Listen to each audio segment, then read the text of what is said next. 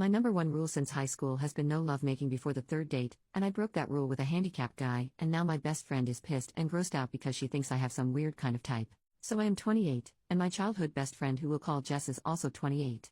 To put it simply, I don't think I'm any kind of prude, I just don't really feel comfortable with casual lovemaking, never have. My best friend knows this and has teased me about it lightly in the past. She's been in a long-term relationship for the last 3 years, I've mostly been single while working on my degree and starting my career. Jess lives in another state with her boyfriend, so we don't hang out much anymore. So about a month ago I had a first date with a guy I'd been talking to for a bit, thought it was going places, but he gave a weird vibe on the date and I cut and ran early. On my way home I stopped at a local pub, figured I'd have a drink to unwind and people watched till it wore off. Tipsy driving is still drunk driving in my opinion. I get there and it's pretty packed, Friday night and all, and there was no seating room at the bar. Took my drink and looked around. Most of the restaurant side of the pub was someone's birthday party, but there was a small table with a seat open off to the side, with a guy reading a book there. So I say screw it, I'm a social person and what's the worst thing that happens? He says no. So I ask if I can sit there for a bit, I promise we don't have to talk or anything. At this point I feel like I've messed up because this guy up close is the hottest man I have ever seen. But he just smiled at me and gave an enthusiastic sure. A few minutes later of me sipping in silence and he says I don't mind talking, if you want to. Yeah I want to, are you kidding me right now? We talk for a bit and it turns out Mike is 29, just finished his master's degree in some kind of computer learning field, I program computers to program computers, and he's living on his own for the first time.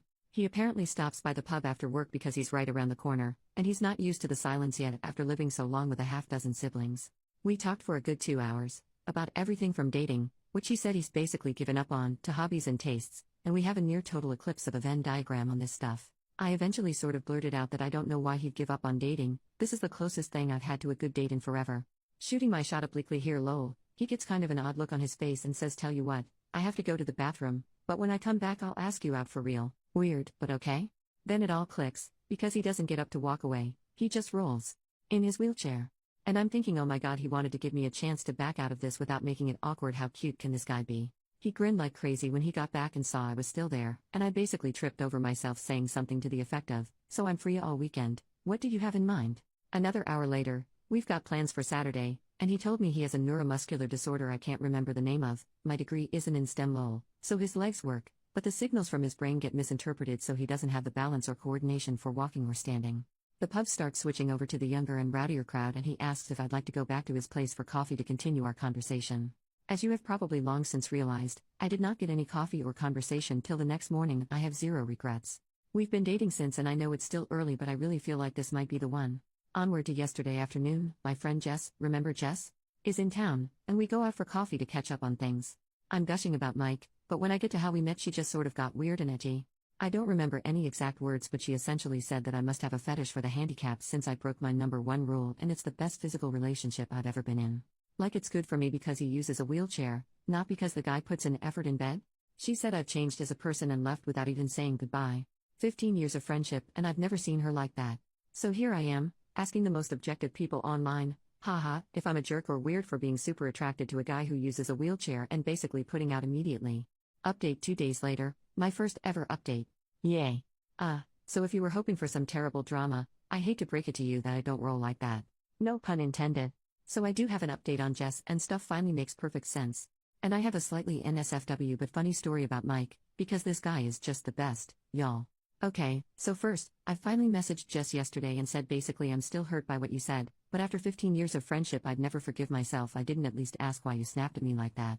She replied immediately, I'm so freaking sorry, I didn't mean any of that, can we have a do-over on lunch? So I agreed cautiously and took a half day to meet with her today. Turns out that those of you who said she was jealous, and that she might have something else going on, and especially the person who said something might be going on in her relationship. Gold stars. She's in town because she's job hunting, because she's moving back in with her parents for a while since her relationship ended. Apparently they have been having a ton of small problems adding up, but the biggest one? Lovemaking. The guy she's been with was apparently never great but it's gotten to the point where he makes no effort at all for her to enjoy herself, and then gets pissed when she isn't in the mood. She tried talking with him about it, making suggestions but he told her recently that it's emasculating being given love-making advice by a woman. The straw that broke the metaphorical camel's back, however, was that her boyfriend has always had a thing for Asian women. She's Caucasian, but she does have long black hair. After weeks of fighting over their intimate life, he suggested that they spice things up. By her dressing in a kimono and pretending to be Asian. She lost it on him and is absolutely disgusted by the racist preferences and ended it right then. So she had all of this bottled up and was hoping to talk to me and finally be able to put it down. And I missed every hint that she had something big to discuss because I was gushing about Mike. So to her it felt like I was just twisting the knife by bragging about how great our lovemaking was. She snapped, and somewhere between what I was saying and what she wanted to talk about, some wires got crossed and she said something incredibly dumb. She left without saying goodbye because she was mortified and ashamed as well as irrationally mad at me. Something to know about Jess: she's an awful liar, and she and I were the co-founders of our high school's Foot and Mouth Society, so I do believe her. I told her I forgive her and I'm sorry I didn't realize she wanted to talk about something bothering her, and she said I was too stupidly nice and have nothing to apologize for, so I think we'll be okay. For the time being I'm not ready for her and Mike to meet, because I don't want to make things feel worse, and she agrees. But she's really happy for me. Hopefully this is just a funny story we can look back on someday. So, onto how Mike almost killed me, lol. Last night we were talking about the Reddit post and he gets this funny expression that I'm starting to recognize. And he goes, "How do we know you don't have a fetish if we haven't at least tried it in the chair?" And I'm like, "Are you serious, lol?" He said he's never attempted it, because, cue tears, he's never felt so comfortable with a partner before. Well, his chair has what is essentially like a parking brake thing. Or it should. It's unfortunately broken and apparently getting them fixed is an expensive pain in the butt. He doesn't use it that often, so he hasn't made it a priority. And there's this thing called Newton's third law. You know how every action has an equal and opposite reaction? As it happens, when you're trying to, get the motion of the ocean going, in a chair with wheels that aren't locked, there's a sort of counter motion that starts and messes it all up. So we were going nowhere fast except for inching along the floor in his bedroom. And laughing at the silliness, which isn't helping. Eventually he just stops and says maybe we can get some of those wooden block things they use to keep little planes from rolling away, like in Indiana Jones, you know? I absolutely lost it. Like laughing so hard I'm in tears. He's giggling half at the situation and half at my reaction, and everything just keeps setting me off again. Finally I get it under control, doing some deep breathing exercises and stuff, and I look at him again. And he pulls the straightest face he can, and says, "For the love of God, golly. This sure is uncomfortable. Folks, if I had asthma I would have died right there." I laughed so hard I think I pulled a rib. Like wheezing and not even laughing anymore so much as weeping and making this awful hey noise when I could catch my breath. While he's laughing and rubbing my back and saying he's sorry, he couldn't resist. So yeah, confirmed, no fetish here, and this magnificent bastard's comedic timing might actually kill me. I doubt I'll update again, because there's really nothing I can see needing to share given everything sort of worked out. And in the end, the real jerks were the friends we made along the way? I don't know. Thanks for all the lovely comments on my last post and for coming along with me on this absurd but brief drama in my life, lol. Update 2 weeks later. Hello again. Here's the I Met Mike's Family update. And it's a doozy, or at least felt like it at the time for a girl who grew up with a small, dysfunctional family. So first up, you know what people, at least me, don't think about when dating a guy who's always sitting? Height. I know he's taller than me because we cuddle a lot, and he's taller sitting on the couch, but I didn't really get it. So we drive up Friday night after work, actually south and west, lol, but to my brain it's always up, in his vehicle, which is modified to be driven entirely using his hands. Neat, right? He's a really good driver too. One more green flag. We get to the house, and it's huge, you guys, lol, like not a mansion, just kind of a sprawling one-floor rancher. Real estate was wild back in the day. Anyway, we get out, and I meet his mom. I'd like to point out I am no slouch, I'm 5 feet friggin' 7. His mom is towering over me. But she was the nicest lady ever. We go inside and I meet his dad, who funny enough is apparently the only short one in this family, and his youngest sister, who is living there with his 1-year-old niece. She gets up to hug me and she is also really tall. It's already a bit late then, so we eat and head to bed. I get to see his cute room from when he was a teenager, and I casually ask, "Hey, so I don't know how this works and stuff, but how tall are you?" And Mike is all I to know, like a bit over 6 feet 4 inches? Been a while since I checked. A bit over 6 feet 4 inches. So, is everyone in your family tall? Kinda? We met the Nordic basketball team he calls a family properly the next day. Actually they're Irish, but they're blonde and tall, so it conveys the idea better. The only one of reasonable height, and still taller than me, was his oldest sister, lol. They are also loud. Like not really shouting or anything usually, just, very present. Mike is a lot different around them, but in the cutest way, like he just beams all the time and you can see how happy he is to be home. One of his brothers put him in a headlock and gave him a dang noogie as a greeting, and got elbowed in the side for it, and all of them laughing. And his mom smacked one of his brothers with a rolled-up magazine for putting his feet on the table. More laughing. Just intimidating, but in the happiest way imaginable. I'll admit I was a little shut down for a bit, but Mike kept checking in with me to make sure I was okay, and they were all really nice, so I got into the spirit after a bit. I mentioned this in another comment, but Mike has a special sports wheelchair he uses for, well, sports. And he and his siblings play basketball. And he is good. Apart from just having a hell of an arm, he's quick as hell. And this magnificent bastard that I love will absolutely, purposefully, gleefully run someone's toes over. He aims for it. They all have this yank back the foot maneuver that's hysterical to watch. So it was this crazy day of loud people playing and having a blast, nieces and nephews running around, and just noise. My ears are still ringing. The food was catered in advance because his mom had 7 babies. All I make on Mother's Day is margaritas. They also have a pool. It's a bit chilly still, but the pool is heated, so we actually all got to swim, which was a lot of fun because I got to show off that I too am athletic. I can do a backward somersault off a diving board. Yeah. I'm a real catch, lol.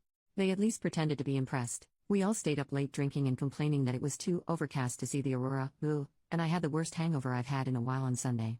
We slept in a bit late, and then joined Mike's family for the barbecue part of the barbecue weekend. His dad can grill people.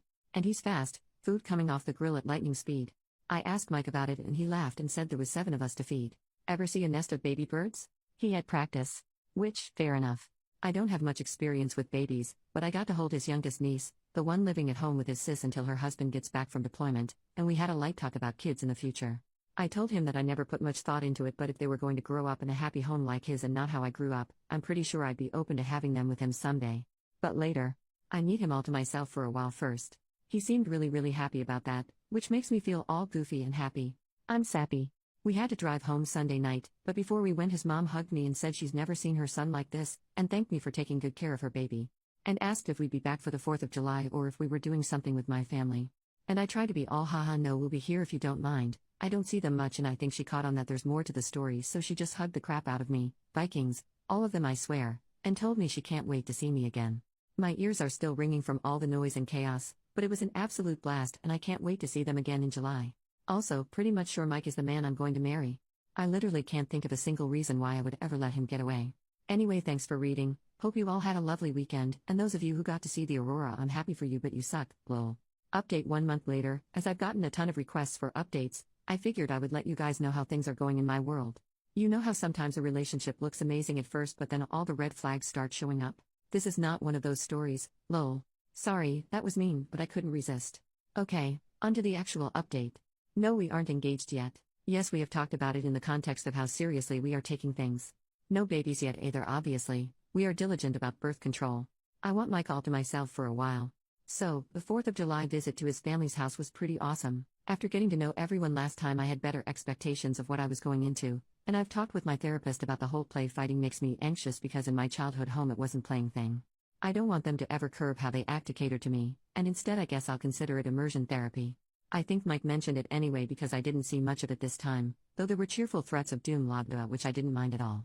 His mom is amazing, I'd like to point out, even if she moms so hard it makes me weepy.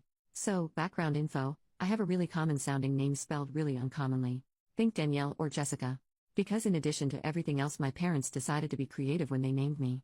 So, although I do sort of like my name, that meant I was that kid who never saw their name personalized on anything. Mike's family, on the other hand, had like a million kids and they all got traditional names, so personalized stuff was huge for them. It kept them from fighting over stuff, I guess. One of the things in their house, because they have a pool, is that each of the kids, adults now, has their own personalized beach towel that lives at the house. So we get to their place and it's been a hot drive there, so right after we get in Mike suggests I go to his room to get changed into a swimsuit so we can have a dip in the pool. I'm thinking that sounds perfect, right? Some of you may already know where this is going. I get to his room and there is a towel on the bed. In my favorite color. With my stupid spelled name embroidered into it. So here I am crying over a goddamn towel and he's in the doorway watching and grinning like he just pranked me or something. Turns out it was her idea but she checked with Mike to make sure it was spelled right. So now I have a towel for when we visit because apparently I'm welcome. If I sound cranky it's just because I'm better at self-depreciation than I'm expressing emotions in a direct way. I really am blown away and touched by how much these people have welcomed me. Mike has already sort of learned to decode the way I talk and joke, which is nice, but the first time he gently said that's not humor, that's just putting yourself down babe, I definitely wanted to go hide under the table. He doesn't let me be mean to me. That's a thing good partners do, I guess? I wouldn't know. Again, yes I am in therapy, I am working on myself, it's not his responsibility to put me back together, it's just something he does naturally. I literally told him one night that I was sorry I'm kind of broken, and he snorted and said at least you can walk in the most disgusted voice ever and made me laugh. I digress. So the food was once again amazing, and I kept my promise to teach his mom how to make my cinnamon bun bread pudding, so I felt like I contributed. I learned to play Yahtzee, and as it turns out I am very good at it.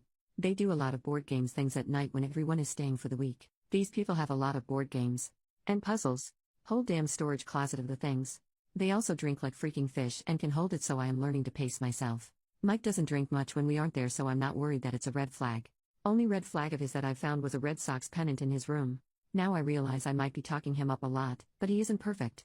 He snores, he has a habit of arguing with people on the TV when they make stupid decisions, he sometimes starts talking about things I don't understand and just goes and goes until he realizes he lost me like 15 minutes ago, and he is fastidiously tidy, which makes me feel guilty because I have bad habits to lose.